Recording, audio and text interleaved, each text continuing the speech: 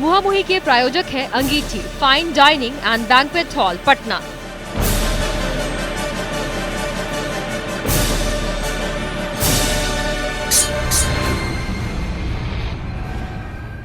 मुहामुही में आपका एक बार फिर से स्वागत है। आज हमारे साथ हैं बोल्ड एंड ब्यूटीफुल वीणा मलिक।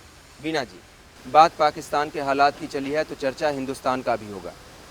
जो हिंदुस्तान और पाकिस्तान के ताल्लुकात हैं इन दिनों, उसके लिए क्या लगता है आपको? हिंदुस्तान ज़्यादा जिम्मेदार है, पाकिस्तान ज़्यादा जिम्मेदार है, पाकिस्तान की तरफ से जो टेररिज्म है वो ज़्यादा जिम्मेदार है, कौन जिम्मेदार है? यकीनन बहुत सारे सवालात हिंदुस्तान में हमेशा से उठाए गए हैं। जब भी हिंदुस्तान में कुछ हादसे हुए हैं उसमें पाकिस्तान का नाम आया है। लेकिन देखिए, इस वक्त पाकिस्तान के ख़ुद के हालात आप ये देखिए कि हर लम्हे हर वक्त हमें सिक्योरिटी की तरफ से बहुत ज़्यादा ख़तरात लायक हैं। लेकिन मैं समझती हूँ कि पाकिस्तान और हिंदुस्तान ने अभी के वक्तों में दोनों हुकूमतों ने बहुत अच्छे कदम उठाए हैं। देखिए, हम दोनों पड़ोसी हैं।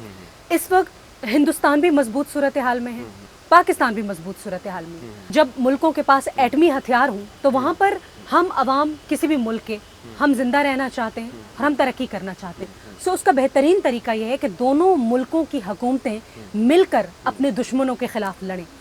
ठीक है, माजी में हिंदुस्तान और पाकिस्तान के बीच में जो भी होता आया है उसमें पॉलिटिकल एजेंडास का भी बहुत ज़्यादा हाथ है। यकीनन जब दो मुल्कों के हुक्मरान चाहते हैं तो वो दोनों मुल्कों में अच्छे ताल्लुकात पैदा करते हैं, मगर तीसरी कुव्वतें भी जिम्मेदार हैं जो कि कभी नहीं चाहती हैं कि पाकिस्तान और हिंदुस्तान में अमन बन पाए, ताकि उनके वेपन्स कौन खरीदेगा। पाकिस्तान और हिंदुस्तान को अब जो इन्होंने कदम उठाया है इसी तरह के इकदाम उठाने चाहिए। जो पैसा हम अपने डिफेंस पे खर्च करते हैं, जो पैसा हम अपने बॉर्डर पे अपनी सुरक्षा पे खर्च करते हैं, वही पैसा हम तालीम पे क्यों ना खर्च करें, टेक्नोलॉजी पे क्यों ना खर्च करें।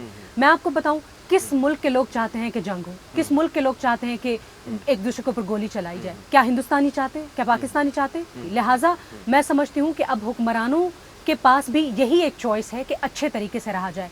क्योंकि अब अगर खुदा न खास्ता दुनिया में कोई भी एक मुल्क किसी दूसरे मुल्क को छेड़ता है तो इसका मतलब है कि मुकम्मल तौर पर खात्मा। क्योंकि एटमी हथियारों की अगर जंग होती है तो फिर पीछे पीछे कुछ भी नहीं बचता। बिल्कुल बिल्कुल।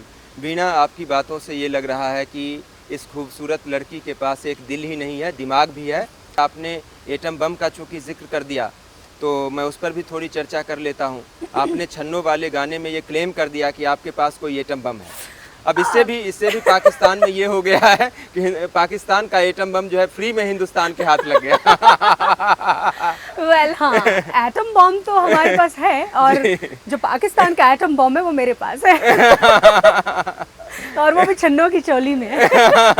वेल, आई थिंक जो छन्नों के लिरिक्स हैं वो इतने अल्टीमेट हैं कि आई थिंक अगर किसी भी चीज़ के एग्जैजरेशन का अगर कोई एक हद है तो आई थिंक वो छन्नों की लिरिक्स में आपको नजर आया होगा कि खुद माला माल है पर माल की दीवानी है, छन्नों को पढ़ लो तुम ओपन कहानी है, छन्नों की चोली में बम एटम बम है। You know, I think lyrics बहुत अमेजिंग थी और मुझे नहीं लगता कि किसी भी आइटम सॉन्ग के लिरिक्स इससे आगे जा सकते हैं। वो तो आगे जाने की जो हद है उसका नाम वीणा मलिक है, तो मेरे ख्याल से वो तो उसमें होना ही था। और आप उसमें कहती हैं कि आप खुद माला माल हैं फिर भी माल की आप दीवानी हैं। तो ये हकीकत इतना माल क्यों चाहिए? जो वीणा मलिक खुद इतनी माला माल है उसको इतना माल क्यों चाहिए? वेल, आपको सच बताऊं, छन्नों के जितने भी लिरिक्स हैं वो छन्नों के लिए सच हैं, वीणा मलिक के लिए सच नहीं है। आप यकीन करिए कि लोग इस बात को मानेंगे नहीं, मगर मैं बहुत ही एवरेज सी मिडिल क्लास लड़की हूँ। मेरे बैंक अकाउंट में कुछ बहुत ज़्यादा पैसे नहीं होते क्योंकि मैं ट्रैवलिंग बहुत करती हूँ, मेरे खर्चे बहुत हैं, मुझे होटल्स में रुकना होता है, मुझे ट्रैवल करना होता है, मुझे जूते ख़रीदने होते हैं, मुझे शॉपिंग करनी होती है। लिहाजा शायद अगर मैं जितना भी पैसा कमाती हूँ उसमें 90% तो मैं खर्च कर देती हूँ। माल, of course I like money, मुझे दौलत कमाने का बहुत शौक़ है, लेकिन अनफॉर्चुनेटली आज तक मैं कमा नहीं पाई कभी। हाँ, बाकी माल अल्लाह ने खूब दिया है, खूबसूरती दी है, अच्छे बाल दिए हैं, अच्छी स्किन दी है, अच्छी जुबान दी है, बाकी अल्लाह ने माला माल किया मुझे। एटम बम एक तरफ आप जो है रखती हैं साथ में, और दूसरा जो है आप हिंदुस्तान भर के नौजवानों को देर रात में आजकल ताकत की दवाइयाँ खिलाने लगती हैं। ये क्या माजरा है? देखिए, बहुत ही अजीब और हैरत अंगेज़ मुआशरे में हम यहाँ पर रहते हैं, जहाँ पर खुलेआम जो है वो गोली चलाना, झगड़ा, गालम गलोच आप खुलेआम दिखाते हैं। मगर जो सबसे अहम चीज़ है, एक लड़का और एक लड़की का रिश्ता, उस रिश्ते को मजबूत बनाने के लिए आपको फिजिकली कितना स्ट्रांग होना चाहिए। हम ये बात करते हैं कि हम डाइटिंग करने से पतले कैसे हो जाएं, हमारी बॉडी कैसे अच्छी बन जाए, हमारा फिगर कितना अच्छा हो जाए, मगर जो सबसे अहम बात है कि एक लड़का और लड़की जब साथ में होते हैं तो उन लम्हात को खूबसूरत कैसे बनाया जाए। हिंदुस्तान के नौजवानों को ताकतवर बनाने का जो आपने बीड़ा उठाया है, तो ठीक है आप उसमें कामयाब हों, लेकिन मुझे एक चीज़ बता दीजिए, आपने पाकिस्तान को भी करीब से देखा है, हिंदुस्तान को भी करीब से देखा है, आपकी नज़र में हिंदुस्तान के नौजवान ज़्यादा ताकतवर हैं या पाकिस्तान के नौजवान ज़्यादा ताकतवर हैं? वेल, ताकत तो मैंने अभी तक किसी की आजमाई नहीं है हिंदुस्तानी और पाकिस्तानी मर्दों में से अब मुझे नहीं मालूम कि ताकत किस में ज़्यादा होगी। मगर क्योंकि हमारा बुनियाद एक है, I think I am the kind of girl जिसको कभी भी कोई गोरा पसंद नहीं आएगा। हमेशा मेरी पसंद कोई पाकिस्तानी, हिंदुस्तानी या कोई एशियन मर्द ही रहा है।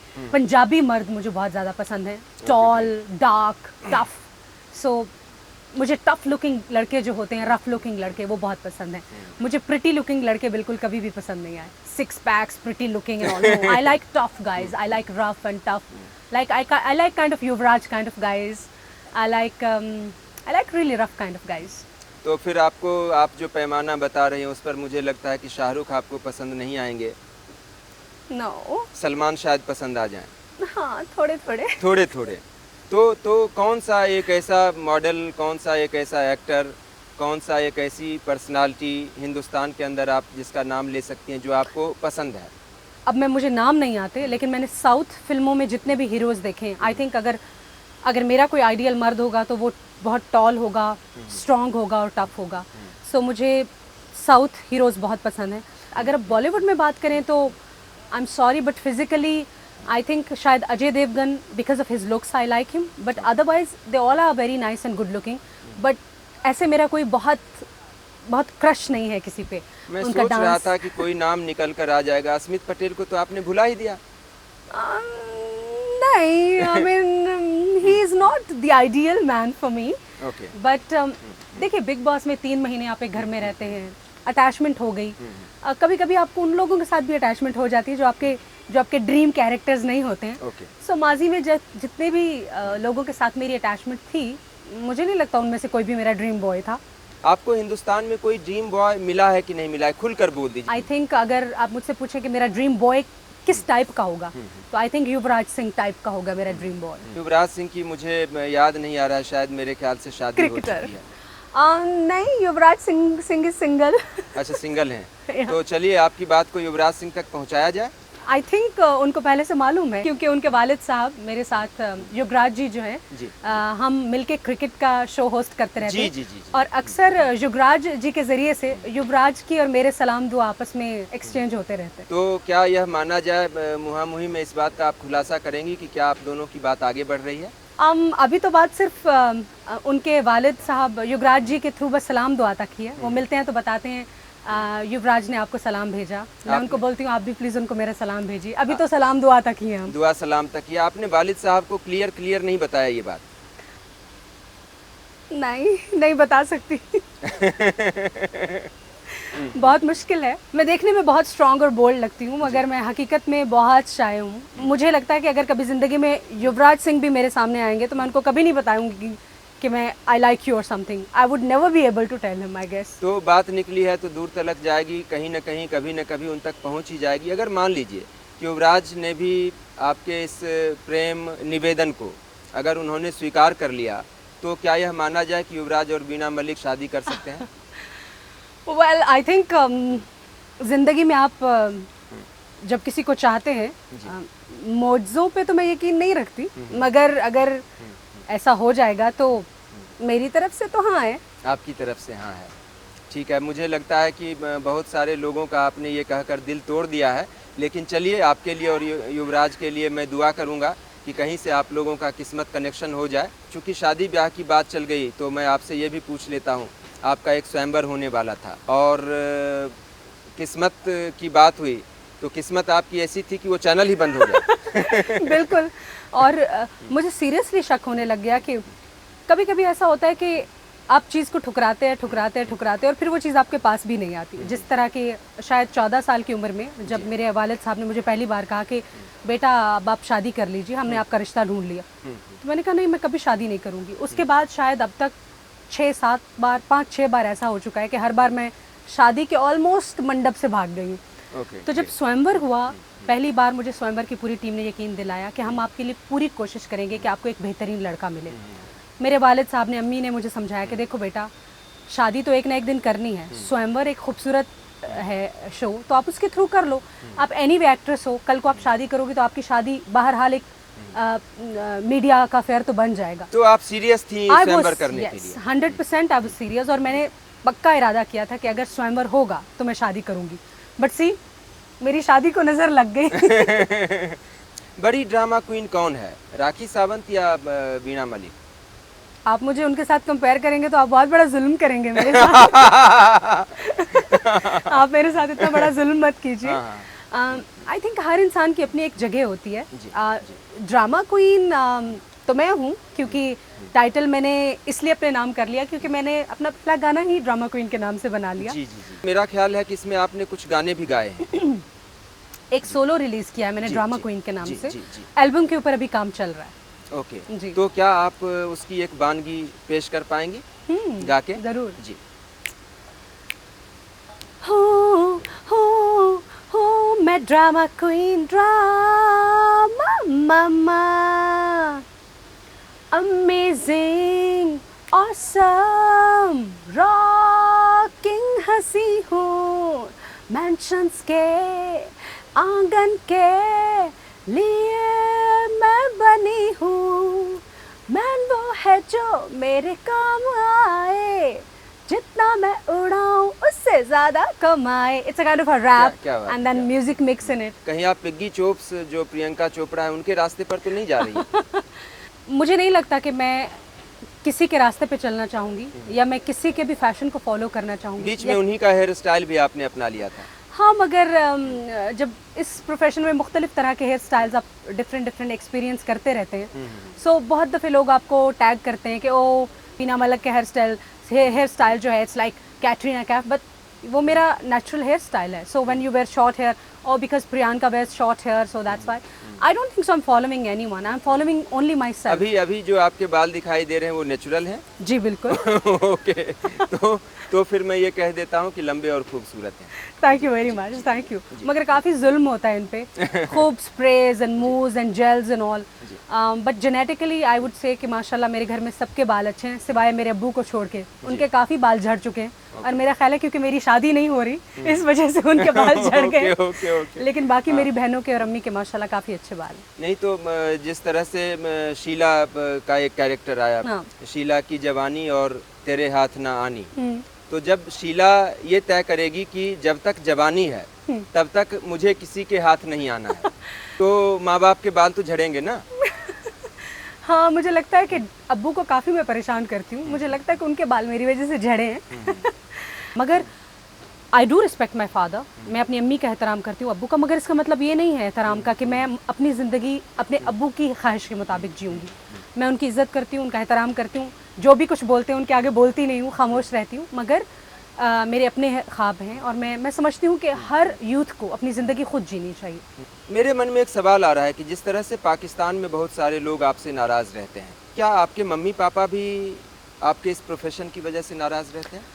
मेरी अम्मी जो है वो बहुत ही सिंपल खातून है और मेरी बहनें जो हैं बाकी तमाम की तमाम वो मेरे जैसे अब्बू कहते हैं। मेरी बड़ी 2 बहनों की शादी 13-14 साल की उम्र में हो गई, बाकी माशा छोटी बहनें, और वो अब्बू जो चाहते हैं कि जिस तरह से आपको पढ़ाई करनी है वो कर रही हैं। भाई भी मेरा अब्बू के काफ़ी कंट्रोल में है, मगर क्योंकि मैं 3 साल की उम्र से ही अपनी दादी के साथ रही हूँ, तो मेरे अब्बू ने जब मुझे कहा कि you have to get married, तो मुझे नहीं लगा कि मुझे लगता है कि मुझे शादी करना चाहिए, लिहाजा मैंने ज़िंदगी अपने अब्बू के इन्फ्लुएंस में नहीं गुजारी।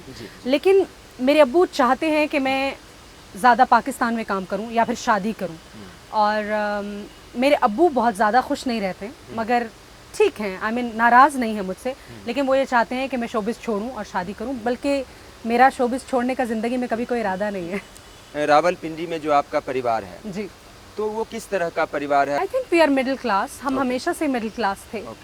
मेरे दादा अब्बू जो थे वो लैंडलॉर्ड थे और काफ़ी अमीर आदमी थे।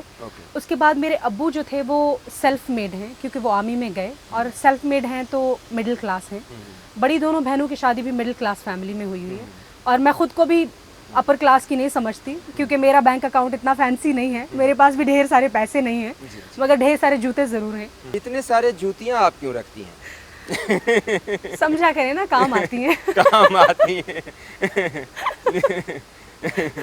और हाई हील्स ज़्यादा अच्छे से काम आती हैं। अच्छा। So I love collecting high heels. मेरे पास 1000 पेयर्स हैं जूतों के, जी। और मैं चाहती हूँ कि 3000 तक मैं इकट्ठे करूँ। तो फिर आपको तो दिक्कत होनी नहीं चाहिए पैसों की। जब भी आपको पैसों की दिक्कत हो तो उन 1000 शूज़ में से, चप्पल्स में से आप जो है कुछ को। नहीं, मेरे जूते मेरा प्यार है, मैं उनको कैसे बेच सकती हूँ? Okay, I great. Can't do that. I love my shoes. तो आप अपने प्यार पर तो इस प्यार का इस्तेमाल नहीं करेंगी कभी? कर सकती हूँ, किया भी है माजी में, आगे भी कर सकती हूँ।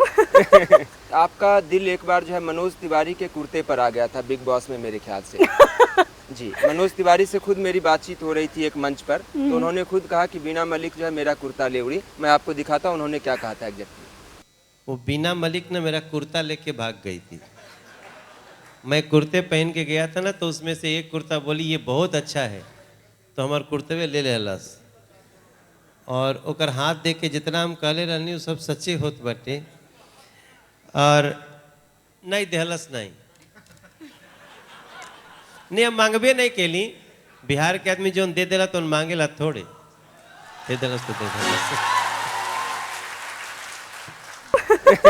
मनोज तिवारी जी बिग बॉस में बड़े ज़बरदस्त कपड़े पहनते थे, एंड आई थिंक बड़ा क्यूट सा उनका कैरेक्टर था, और उनके कुर्ते बहुत ही स्पेशल थे। तो एक उनका कुर्ते पे वाकई मेरा दिल आ गया, और मेरा दिल जब किसी पे आ जाए तो उसको छोड़ती थोड़ी हूँ मैं। तो मैंने मनोज जी से कहा कि मनोज जी ये कुर्ता तो आज से मेरा है, एंड आई थिंक आज भी वो कुर्ता पैक करके मेरे पास ही है, इट्स स्टिल विद मी। तो उस कुर्ते पर आपका दिल आ गया था, उस कुर्ते को कभी आपने पहना नहीं? बस जब मेरे पास मेरा किसी चीज़ पे दिल आ जाए, मैं उसको हासिल कर लेती हूँ, फिर पैक करके रख देती हूँ। पैक करके रख देती हैं। मुझे उम्मीद है कि ऐसा आप अपने हस्बैंड के साथ नहीं करेंगी, हासिल करके पैक करके एक कोने में रख देना। नहीं, शादी is a very beautiful institute, और क्योंकि जिस तरह की फैमिली से मैं बिलोंग करती हूँ, मेरे अम्मी अब्बू पिछले 30 साल से इकट्ठे हैं, मेरी माशाल्लाह दोनों बहनें पिछले 10-10, 12-12 साल से शादीशुदा हैं, और हमारे यहाँ शादी एक बहुत ही मुकद्दस रिश्ता है। शायद यही वजह है कि मैं शादी करने में इतना वक्त ले रही हूँ, क्योंकि मुझे नहीं लगता है कि, मुझे लगता है कि आप जीते एक बार हैं, मरते एक बार हैं, और शादी भी एक ही बार करते हैं। आपकी बातों से ये लग रहा है कि अब आप शादी के मामले में बहुत सीरियस हो चुकी हैं, और मुझे लगता है कि आप बहुत जल्द शादी करना चाहती हैं। कितना वक्त आप और लेंगी? आई थिंक 5-7 सालों में I think I should get married, and 5-7 सालों में? या I just started my career. अभी तो देखें, अभी कोई शख्स मिलेगा, जब अभी तो सारे कोई मिला एटम बम डिफ्यूज हो जाएंगे, जब शीला की सारी जवानी खर्च हो जाएगी, नहीं, उसके बाद नहीं, शादी। अभी तो जवानी का आगाज है, ये जवानी कहीं जाने वाली नहीं है। लेकिन आप सोचिए कि अभी तो मेरे मिस्टर परफेक्ट से मुलाकात नहीं हुई, अभी उनसे मैं मिलूंगी, कुछ साल समझने में लगेंगे, और मैं समझती हूँ कि 4-5 साल का तो अरसा चाहिए आप। वीणा, अब हम आपसे कुछ ऐसे सवाल करेंगे जिनके जवाब आपको सिर्फ हाँ या नहीं में देने होंगे। क्या आप तैयार हैं? बिल्कुल। क्या आपको कंट्रोवर्सीज क्रिएट करने में मजा आता है? हाँ। हाँ। हाँ। क्या कंट्रोवर्सीज जो है फिल्मों में सक्सेस का फॉर्मूला है? नहीं। नहीं। क्या आपको लगता है कि जो एंटरटेनमेंट फील्ड के स्टार्स हैं, सुपरस्टार्स हैं, या जो भी हैं, एमर्जिंग स्टार्स हैं, बिना कंट्रोवर्सीज के वो सरवाइव नहीं कर सकते? कर सकते हैं। फिर जो नए नए स्टार्स होते हैं उनको क्यों इतनी सारी कंट्रोवर्सीज की जरूरत पड़ती है? आई थिंक कंट्रोवर्सीज क्रिएट नहीं की जाती हैं, कंट्रोवर्सीज बन जाती हैं। अभी आप देखें बॉलीवुड में कितने नए चेहरे हैं, कंट्रोवर्शियल सिर्फ वीना मलिक क्यों है? क्योंकि वीना मलिक के बारे में लोग जानना चाहते हैं, और ये कंट्रोवर्सीज बनाने से नहीं बनती हैं। आपको जब लोग चाहते हैं तो वो आपके बारे में चीज़ें जानना चाहते हैं, तो उस समय रूमर्स जन्म लेती हैं। सो आई थिंक कंट्रोवर्सीज ऐसे होती हैं जो कि किसी के नसीब में लिखी गई हैं। लेकिन बहुत सारी कंट्रोवर्सीज हैं जो आपको प्यारी नहीं है। बिल्कुल भी नहीं। आई डोंट थिंक सो। मुझे नहीं लगता कि आज तक एक भी कंट्रोवर्सी मैंने क्रिएट किया है, सब की सब खुद ब खुद बन गई है। मुझे लगता है कि कंट्रोवर्सीज जो है वो जर्म्स की तरह होती है, जो खुद ही कहीं से उग आती हैं, यू डोंट नो कहाँ से आई। क्या पाकिस्तान के कट्टरपंथियों से आप नाराज़ हैं, रियली नाराज़ हैं आप? नहीं, मैं उनसे नाराज़ नहीं हूँ, बिल्कुल भी नहीं, क्योंकि मैं समझती हूँ कि उन बेचारों को तो खुद अवेयरनेस की और हेल्प की ज़रूरत है। जिसके बारे में आप सॉरी फील करें, उसके बारे में आप उससे नाराज़ कैसे हो सकते हैं? क्या आपको हिंदुस्तान के लोग पाकिस्तान के लोगों की तुलना में ज़्यादा लिबरल नज़र आते हैं? इसमें कोई शक नहीं है कि हिंदुस्तान एक लिबरल कंट्री है, और मैं समझती हूँ कि हिंदुस्तान एक जमहूरी मुल्क है, जहाँ पे देखें हिंदुस्तान में सिख हैं, हिंदू हैं, ईसाई हैं, मुसलमान हैं, मगर हर शख्स अपनी ज़िंदगी जी रहा है। छोटे मोटे क्लैशेस हर जगह होते हैं, मगर बड़े बड़े वाक़यात नहीं होते हैं मज़हब को लेकर के। उस हवाले से मैं कहूँगी कि हिंदुस्तान एक लिबरल मुल्क है। क्या आप हिंदुस्तान के इस क्लेम को मानती हैं कि हिंदुस्तान की सरजमी पर जो टेररिज्म आ रहा है वो पाकिस्तान से आ रहा है? पॉलिटिकल पार्टीज़ और अंदर की कहानी क्या है वो मैं नहीं जानती। इंडिया में जितने भी आज तक 2-4 टेररिस्ट अटैक्स हुए हैं उसमें पाकिस्तान का नाम आता रहा है। सो मैं भी किसी भी आम शख्स की तरह पेपर्स ही पढ़ती हूँ। अंदर की हकीकत क्या है आई डोंट नो, लेकिन हाँ पाकिस्तान के अंदरूनी हालात से चूंकि आप वाकिफ हैं, आपने खुद कहा कि वहाँ पर रोज़ दिन जो है सैकड़ों लोग मरते हैं, तो क्या आपको इस संदेह पर, इस डाउट पर जो है, ये डाउट आपका बढ़ता है कि हो न हो पाकिस्तान से ये आ रहा होगा हिंदुस्तान में भी? ये हो सकता है कि पाकिस्तान से नहीं आ रहा हो, मगर लोग पाकिस्तान का रास्ता इस्तेमाल कर रहे हैं, क्योंकि पाकिस्तान और हिंदुस्तान का बॉर्डर एक है। पाकिस्तान में भी तो टेररिज्म हो रहा है, वो भी तो बाहर से आ रहा है, और वहाँ से जितनी भी चीज़ें हिंदुस्तान में आ रही हैं या क्लेम किया जा रहा है कि हिंदुस्तान में हैं, उनमें भी पाकिस्तान का नाम आ रहा है। और मुझे नहीं लगता कि इन सब चीज़ों को सुनकर के मैं खुश होती हूँ। Of course as a Pakistani मैं एक आर्टिस्ट हूँ और मुझे तकलीफ होती है। ओसामा बिन लादेन के पाकिस्तान में मारे जाने से क्या आपका ये डाउट जो है और गहरा हुआ कि पाकिस्तान में इस तरह के और भी बहुत सारे टेररिस्ट जो हैं वो पनाह लिए हुए होंगे? देखिए, एक आम पाकिस्तानी होने के नाते जब मुझे भी कोई इस तरह की खबर मिली थी तो मुझे बहुत सदमा और तकलीफ़ पहुंची थी। यकीनन जब एक चीज़ के ऊपर आप गलत साबित होते हैं तो लोगों का शक और मजबूत हो जाता है कि अगर एक चीज़ पे किसी मुल्क की बात गलत साबित हुई तो हो सकता है और भी वहाँ पर कुछ लोग जो हों वो छुपे हुए हों। लेकिन पाकिस्तान भी टेररिज्म के ख़िलाफ़ है, पाकिस्तान भी टेररिज्म के ख़िलाफ़ जंग लड़ रहा है अमेरिका के साथ मिलकर। अब देखें, इंशाल्लाह जल्द पाकिस्तान को इस टेररिज्म से छुटकारा मिले। मेरे ख्याल से एक्ट्रेसेस और मॉडल्स के बारे में जो माना जाता है उसकी तुलना में आप बहुत ज़्यादा अवेयर हैं चीज़ों के बारे में। क्या आप एक बार फिर से पाकिस्तान लौटना चाहेंगी? हाँ, मैं पाकिस्तान हमेशा वापस जाऊंगी, इसमें कोई शक नहीं है। बेशक मैं बहुत बहादुर हूँ, मैं बहुत मजबूत हूँ, मगर मैं ज़िंदा रहना चाहती हूँ। और मैं ये भी नहीं कह रही हूँ कि मुझे कोई मेरी ज़िंदगी को ख़तरात हैं, मगर मेरी ज़िंदगी को ख़तरा भी हो सकता है। पाकिस्तान में आपकी ज़िंदगी को खतरा हो सकता है? देखिए, मैं बहुत स्ट्रॉन्ग हूँ, बहुत मजबूत हूँ, मगर मेरे मुल्क के हालात इस वक्त ऐसे हैं कि किसी भी मजबूत लड़की को कोई भी ख़तरा हो सकता है। मैं ज़िंदा रहना चाहती हूँ, लेकिन इसका मतलब ये नहीं है कि मैं पाकिस्तान वापस कभी नहीं जाऊँगी। At the end of the day मैं ज़रूर पाकिस्तान वापस जाऊँगी। मलाला के साथ अभी जो हुआ, कहीं उससे आपका डर और तो नहीं बढ़ गया? देखिए, मलाला में और मुझ में मुझे इसलिए ज़्यादा फ़र्क नज़र नहीं आता है क्योंकि वो भी एक ऐसी लड़की थी जो कि अपने अकीदे के लिए खड़ी हुई, उसने बातचीत की और उसको निशाना बनाया गया। मुझे भी एक वक्त में मैं अपने अकीदे के लिए खड़ी हुई थी और मुझे काफ़ी धमकियों का सामना करना पड़ा था। मोहतरमा बेनज़ीर भुट्टो को भी बहुत गलत अंजाम का सामना करना पड़ा था, लेकिन मैं एक मिसाल बनना चाहती हूँ, मगर ज़िंदा रह के। आपकी बातों से ये लगता है कि आप शादी करके हिंदुस्तान में बसना चाहती हैं, यहीं पर अपना करियर बनाना चाहती हैं। क्या ये सच है, अगर मैं ये इम्प्रेशन निकाल रहा हूँ तो? देखिए, अगर ज़िंदगी में आप अगर ये कहें कि आप क्या करना चाहते हैं तो उसकी कोई गारंटी नहीं दे सकता। हाँ, मैं हिंदुस्तान में काम कर रही हूँ, मगर मेरा नसीब क्या है, मुझे नहीं लगता कि उसके लिए मैं किसी भी चीज़ को अपना शेल्टर ज़रूर बनाना चाहूँगी, ऐसा नहीं है। हिंदुस्तान मुझे पसंद है, हिंदुस्तान के लोग मुझे पसंद हैं, लेकिन मेरा नसीब मुझे कहाँ ले जाएगा, अमेरिका ले जाएगा, लंदन ले जाएगा, पाकिस्तान ले जाएगा या हिंदुस्तान, ये मैं नहीं जानती, क्योंकि मैं नसीब पे बहुत यकीन रखती हूँ। बीना, अब हम आपसे आखिर के 1-2 सवाल कर लेते हैं।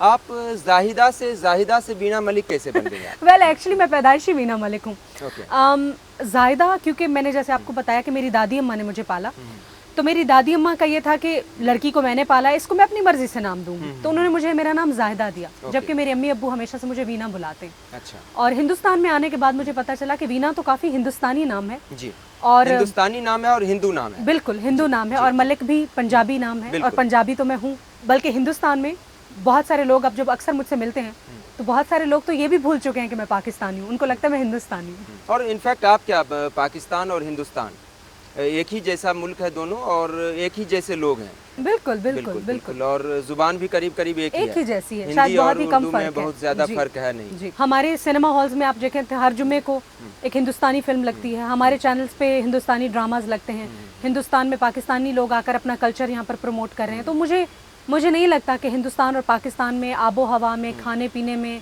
लोगों की सोच में कुछ बहुत ज़्यादा फ़र्क है।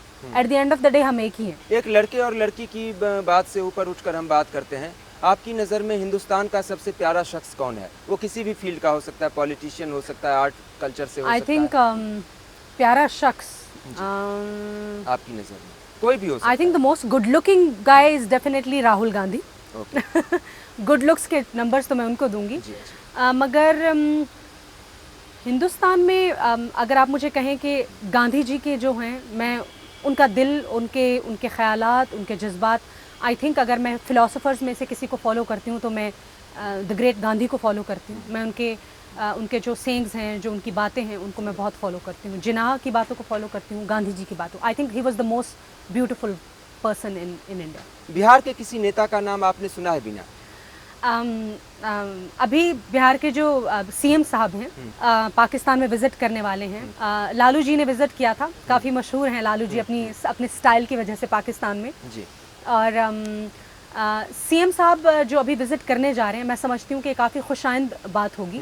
और मैं समझती हूँ कि अभी जो यंग पॉलिटिशियंस हैं, या अभी की नस्ल के जो पॉलिटिशियंस हैं जो इक़्तिदार में हैं, वो मेरा ख्याल है कि काफ़ी अच्छी चीज़ें, अच्छे इक़दामात कर. तो पाकिस्तान में फ़ैन फॉलोइंग ज़्यादा है लालू जी की? आई थिंक लालू जी की फ़ैन फॉलोइंग उनके सियासी फैसलों की बजाय उनकी पर्सनैलिटी की है. Because he has got very interesting personality.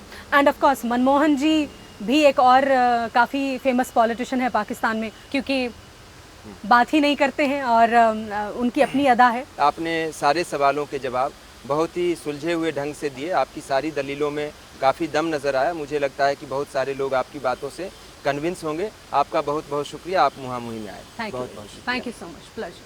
और दर्शकों, आपका भी शुक्रिया. अगले हफ्ते किसी और कद्दावर हस्ती से हम बात करेंगे मुहामुही.